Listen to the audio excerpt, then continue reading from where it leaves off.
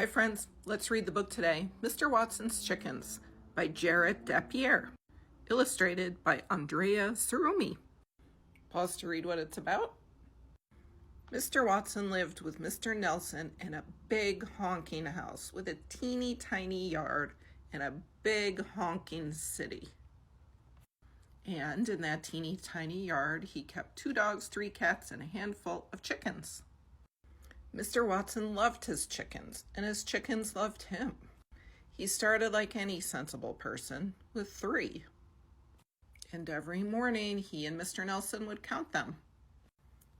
1, 2, 3. But soon Mr. Watson's chicken collection grew, and grew, and grew. Before they knew it, Mr. Watson had 456 chickens. Their house was teeming with birds.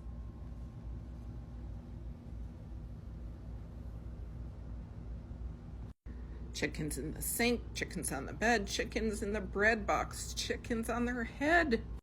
There were even chickens in the bathtub. And the noise, the house shook with it. Aunt Agnes made up her own song. Shooby-doo, wonky-pow, bawka-bawka in a da chow-chow. And she sang it all the time. Still, Mr. Nelson loved to cook eggs for Mr. Watson, so he was happy with the arrangements. Until he found 4 chickens in his brand new boots. Mr. Watson, these chickens are becoming a problem, cried Mr. Nelson. You're right, Mr. Watson said, and he sat down to think of what to do. The next day, Mr. Nelson found feathers in his hair gel. Mr. Watson, cried Mr. Nelson, these chickens are a problem.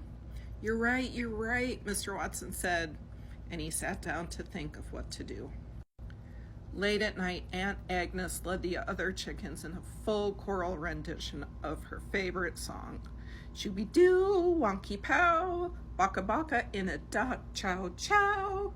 It was too much. Mr. Watson, Mr. Nelson cried. These chickens are more than a problem. If you don't get rid of them, I'm moving to the coop out back, alone.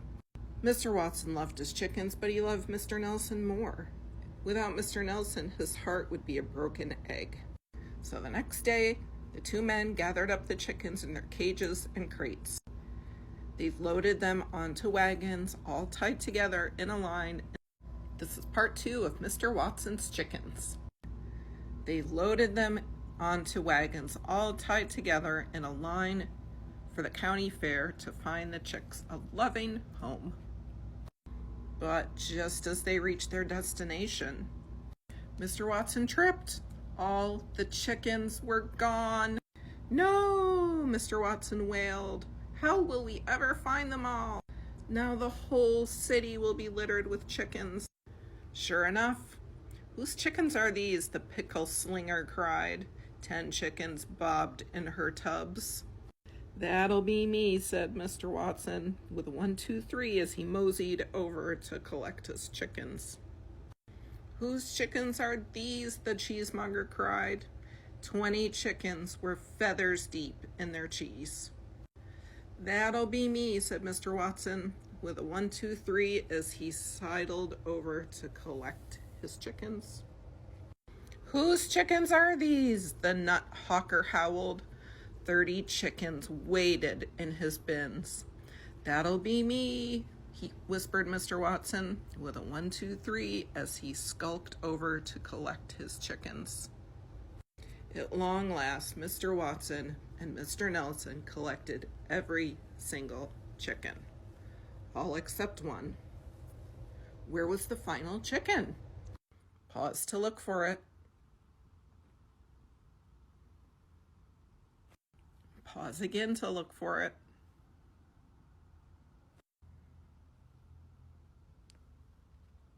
Shooby-doo, wonky-pow, bawka-bawka in a da chow-chow. The other chickens joined Aunt Agnes. Shooby-doo, wonky-pow, bawka-bawka in a da chow-chow. The crowd went wild. They never heard such a beautiful song. Just then, an official lady bellowed, "Quiet!" "Those chickens still up for adoption, bub?" she asked. "I'll take 'em all." "All?" gasped Mr. Watson. "All.